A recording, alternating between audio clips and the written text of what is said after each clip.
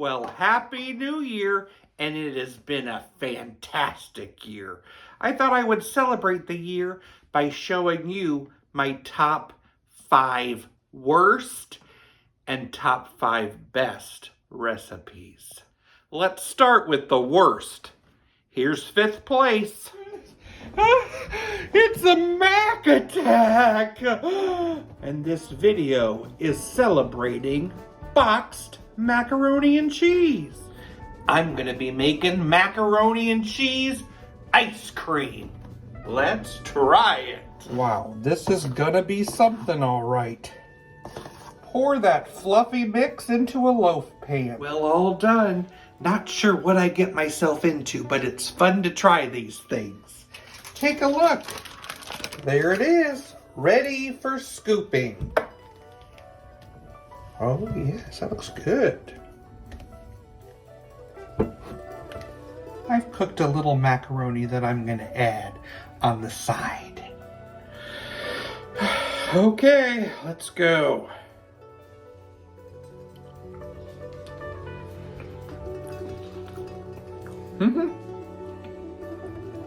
It's definitely mac and cheese.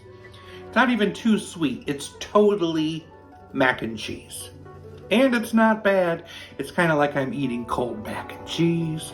And it's better than expected. I'm so glad you could join me for this Mac attack. Here's the 4th worst one. Well, hello. Guess what? It's somebody's birthday. It's my birthday. And I'm ready to celebrate. In the cookbook, I saw this recipe called the singing cake. It says you have to mix all the ingredients together and stick it in the oven and it'll sing a tune.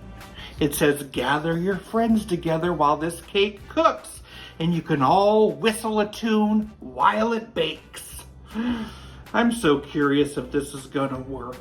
I have to try. Okay, we throw it in the oven at 350 for 45 minutes. You're supposed to cook it until it stops singing. Let's see if it sings. Be very quiet.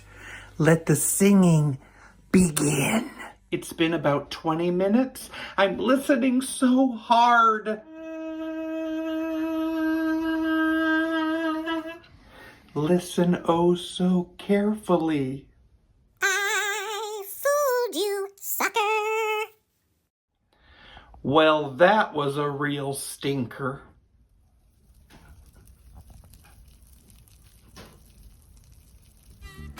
But does it taste good?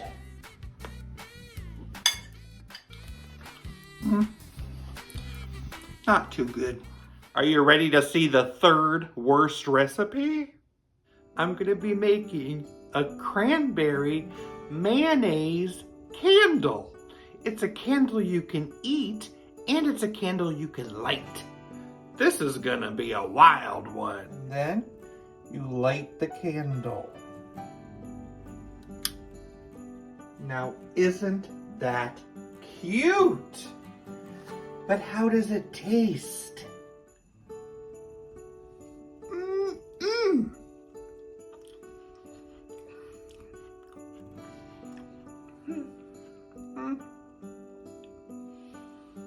It has a weird flavor. I don't know if lemon and cranberry mixed is a good combination. I'm not noticing the mayonnaise, which is a wonderful thing. But it has a yucky flavor, like a rancid flavor. It's not a tasty candle, but it sure is cute. Next comes that 2nd worst recipe. I saw this vintage advertisement for a soup milkshake.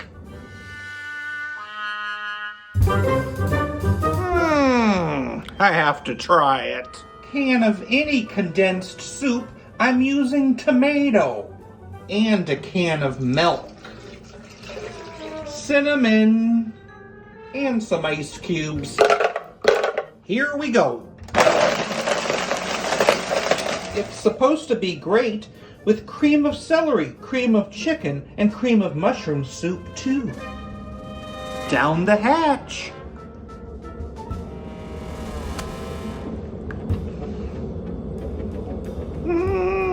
Help me! Now we need to watch the worst recipe of the year. And now it's time for the Whopper of a recipe. It's basically 4 ingredients that sound like they don't really go together, but Better Homes and Gardens claims it's a tasty meal. Let's find out. We need a can of peach halves. I've placed them on a baking sheet, and now I'm going to sprinkle some brown sugar on top of each one. And I'm going to put them under the broiler for a few minutes. And now you put a little chili sauce on top of each peach. This is real. And then you follow that with the last ingredient, the piece de resistance, a Vienna sausage. Gets put on top. I'm not making this up.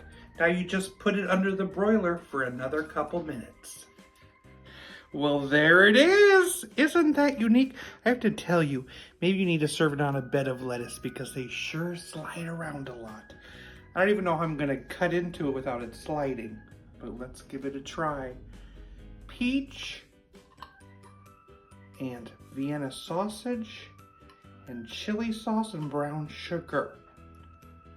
I just trying to imagine how they came up with this idea. Who was in a room and they said, let's just put these ingredients together? Were they drinking? Who knows? But let's try the combo.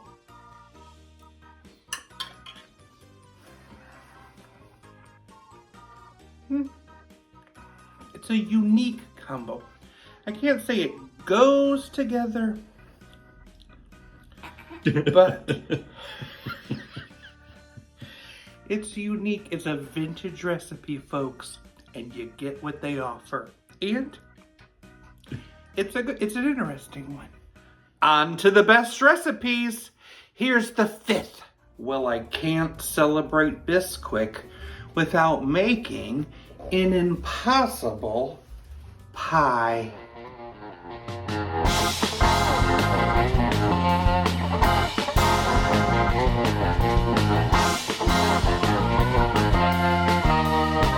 And in this cookbook, I found a recipe for an impossible banana custard pie. That's gonna be great. In a bowl, I need to mash 2 ripe bananas. And add in 2 teaspoons of lemon juice.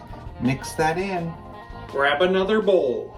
1/2 cup of Bisquick, 1/4 cup of sugar, a tablespoon of softened butter, 1/2 teaspoon of vanilla, 2 eggs, and a can of condensed milk.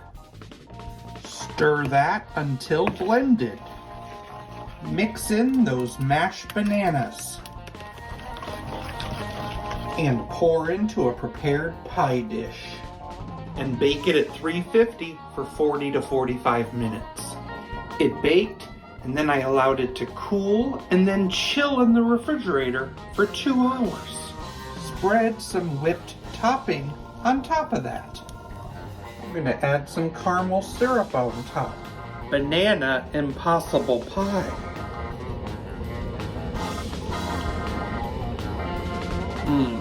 Wow. It's amazing. It is a very strong banana flavor. The sweetness is definitely there. It's like a bananas Foster kind of. It is a good one. I have to admit, I've had a lot of impossible pies, and you know what? That one might have been my favorite one. The 4th best recipe. And today we're going to learn how to make something called Amish Pore pizza. It is absolutely a simple dish, and I'll show you how to make it.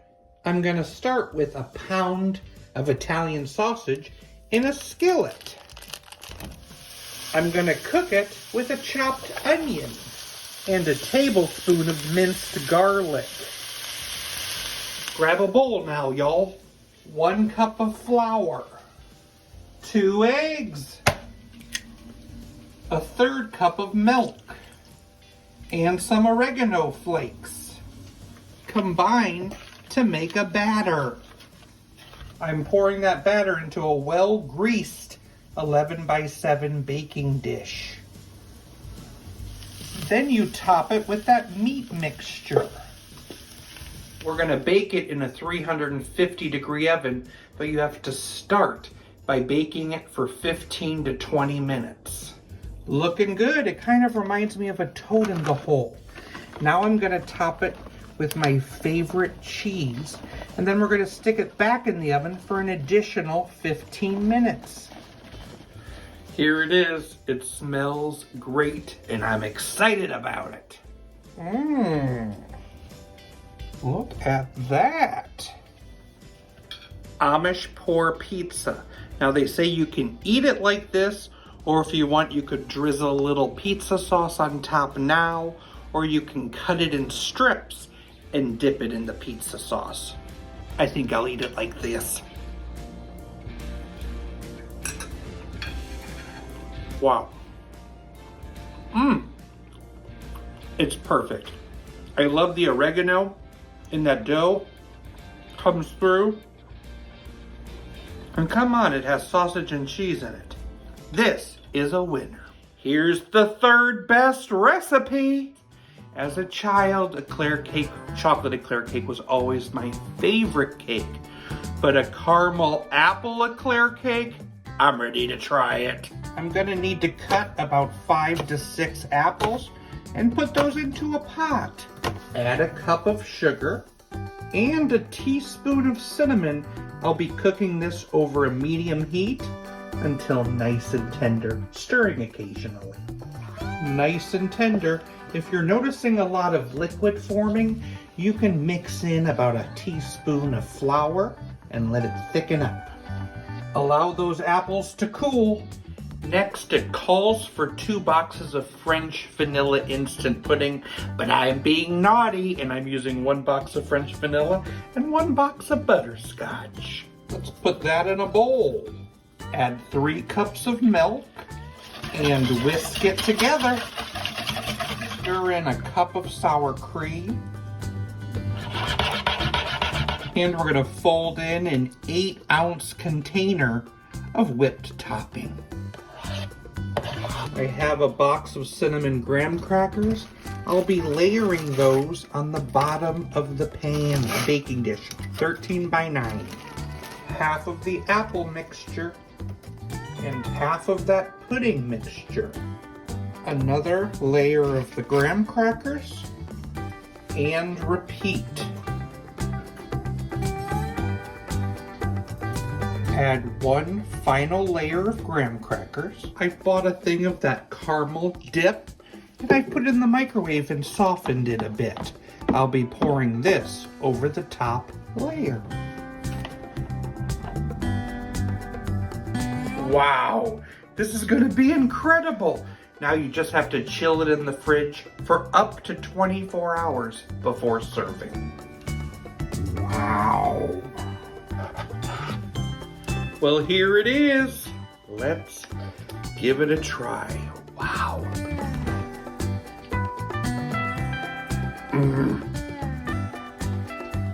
Shut the front door. This is a wonderful cake. What a great way to welcome fall. It's amazing. And it's something you could try as well in your house. It is so exciting to try new and fun things. Hope you have a great day. Take care. Second best. So today we're gonna make a Farito. Let's go. I put about a tablespoon of oil in a pan. I'm gonna start by cooking up some sliced onion. I sliced 1 giant onion and some diced jalapenos. I'm gonna add a little ginger and a touch of lemongrass. This is really just optional. I just want the onions to start to soften a bit. Now I'm adding a box of broth. And now I have some shaved beef that I'm gonna place in that boiling broth to start cooking. Allow it to brown, it'll only take a couple minutes. I found these pho rice noodles in the store. You just put those in the bottom of a pan or a bowl, and you're gonna cover it with some boiling water and just let it sit there for about 4 minutes. Put a lid on there. I'm using a slotted spoon to get out all that meat and onions. I don't need much of that broth in this Farito, but I might save some of that broth for a future occasion. And now it's time to prep that tortilla. I warmed it up a little bit. We're gonna start by putting some of that onion meat mixture. And on top of that, we're gonna add some of those noodles. Next comes a little hoisin sauce and some sweet chili sauce. Yum! Here we have some cut up cilantro and cut up Thai basil. That goes on top next. Let's wrap it.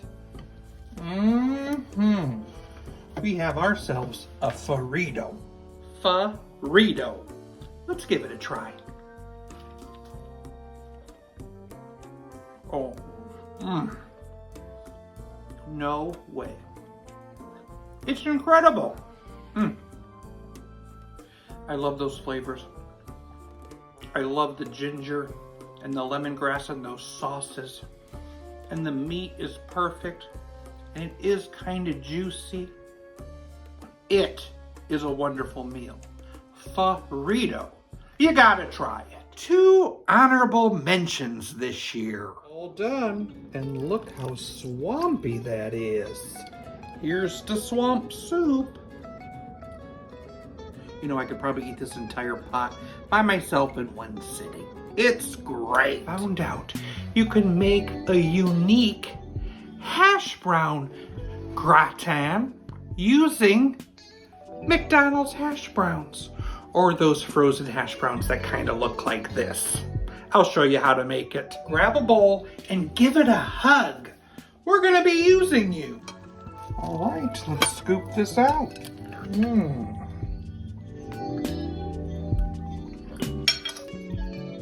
Wow. Is it a good Easter side dish? It sure is. Who would have known you can make something fun with McDonald's hash brown? And they work great. And now to celebrate, here's that #1 recipe of the year. You won't believe it, but I'm going to be making a jalapeno popper tater tot casserole. I do love a tater tot casserole, but this one is very different. It involves chicken and not beef. Check this out. Fill a baking dish with a bag of frozen tots. I'm going to cook these at 425 for about 25 minutes. Grab a bowl. Let's add 2 blocks of cream cheese. Mix with a cup of sour cream. Some black pepper, some garlic powder. I have a bag of Mexican shredded cheese. I'm gonna add half of the bag. I cut up 6 green onions. I'm gonna put half of that in there. I have some bacon crumbles here. I'm gonna put half of that in there as well. And 1 can of diced jalapenos. I drained that, and then we're gonna mix that all together. The tater tots are out. It's time to add on some shredded chicken. You could basically shred up a rotisserie chicken and put that on top. Then we spread that cream cheese mixture on top of that. Wow. And then on top of that, you add the rest of that cheese, the rest of that bacon, and the rest of that green onion. Then we stick it back in that 425-degree oven for 20 minutes. It looks absolutely stunning. The smell is gorgeous. Now, how does it taste? Look at that. Here we go.